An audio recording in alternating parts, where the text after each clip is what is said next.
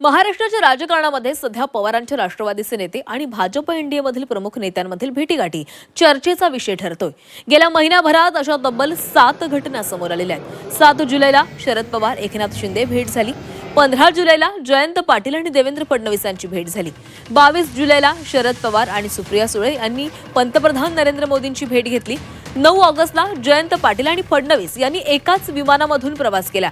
10 ऑगस्टला रिसेप्शन सोहळ्यामध्ये पवार मोदींची भेट झाली, तर त्याच दिवशी पवारांच्या 8 खासदारांनी मोदींची भेट घेतली। त्यानंतर आज म्हणजे काल सुप्रिया सुळे आणि भाजपचे नेते विनोद तावडे एकाच कारमधून प्रवास करताना दिसले। या सलग गाठी भेटींमुळे पवारांची राष्ट्रवादी भाजपच्या जवळ जातीये का, भविष्यात नवं राजकीय समीकरण आकाराला येणार का, याच्या अशा अनेक चर्चा सुरू झाल्या आहेत।